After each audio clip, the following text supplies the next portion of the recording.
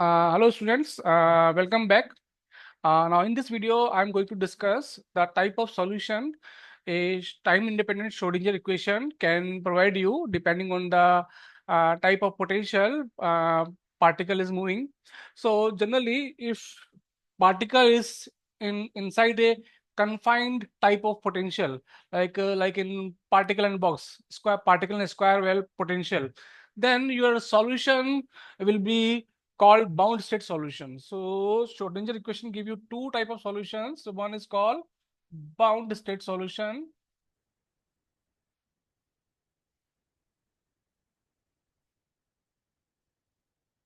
So bound state solution means like if your particle is trapped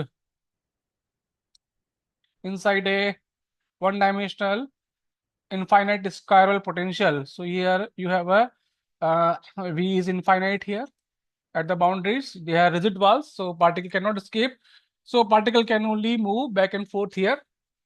So this type of potentials, when we use in the Schrodinger equation, then we have seen the energy eigenstates as well as wave functions are quantized. So, for example, here for infinite potential box, but I can write my psi n over this is 0 to L length 2a sine n pi x upon L, and my energy was En upon n square pi square h cut square 2m L square. So these are quantized. One more potential I can remember, this harmonic oscillator. So harmonic oscillator potential, if I say harmonic oscillator potential Vx is equal to half k x square, which is equal to half m omega square x square. This is also, this type of potential also give you the bound state, the energy states as well as energies will be quantized. We know the harmonic oscillator energies are given by n plus 1 for one dimensional harmonic oscillator h cut omega, quantized energy levels. Now here you see, if x tends to minus and plus, both are infinite, my vx value is infinite. Similarly here at the boundaries v is infinite. So somewhere in this region, both side of the origin, you are for both end. If I talking about the one dimensional motion, it both end, uh, if your particle energy is less than potential, then those solution will be bound type. So mathematically, what I can write, if I write, say, my particle total energy of particle is less than v plus minus infinite.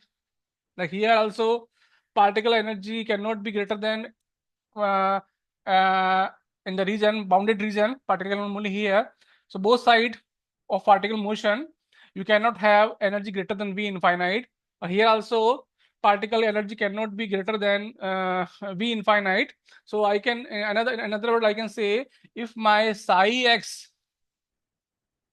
tends to 0, becomes 0 when my x is plus minus x is infinite, then those solution will be bound state type of solutions.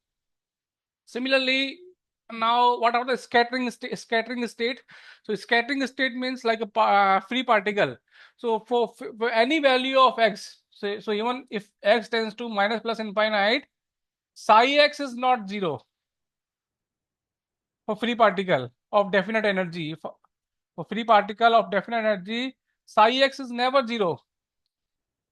So for these type of solutions, this type of solution of Schrodinger equations are called scattering state solutions. So the second type of solutions called scattering state solutions, and mathematically I can write.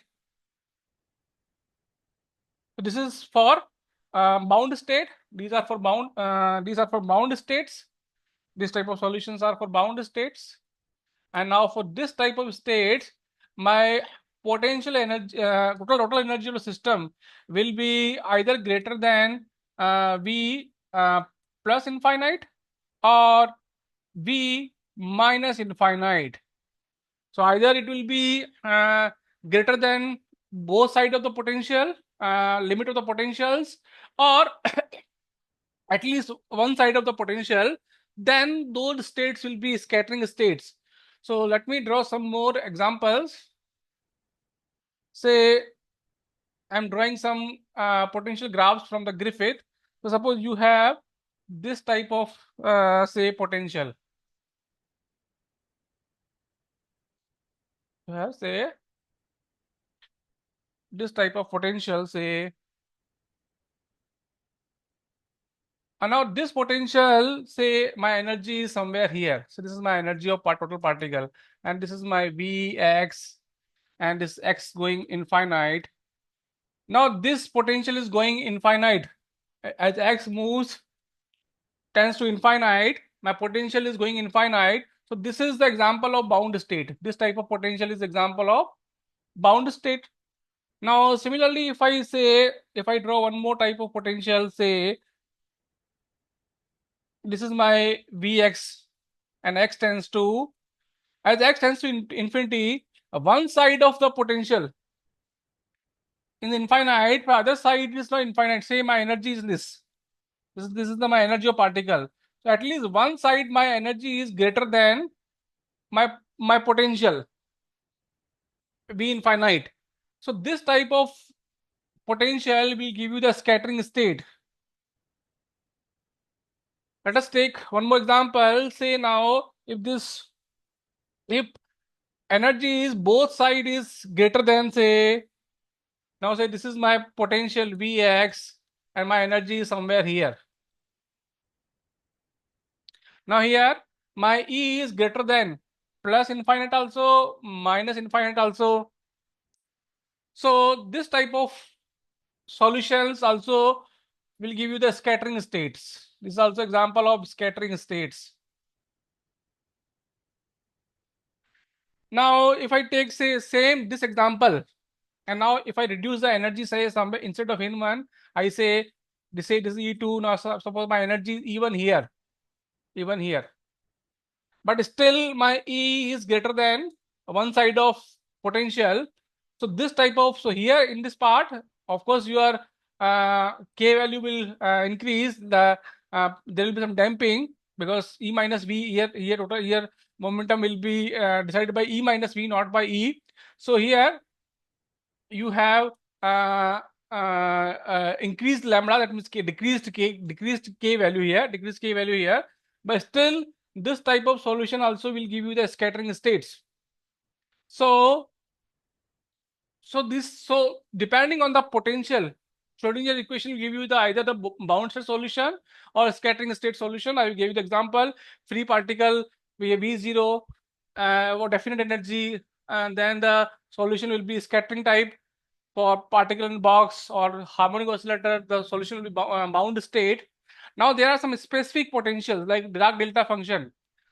Those those potential can give you both type of solutions. Okay, so there are third possibility also, bound as well. Some specific potential can give you bound as well as scattering solutions. Solutions.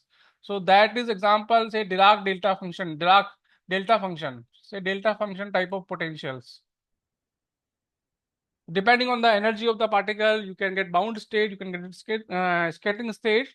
So in my next class, I'm going to discuss the motion of particle under delta function, and we'll see bound as well as both scattering type of solution here. So I'm stopping here. Thank you very much. In the next video, we'll come back with Dirac delta function.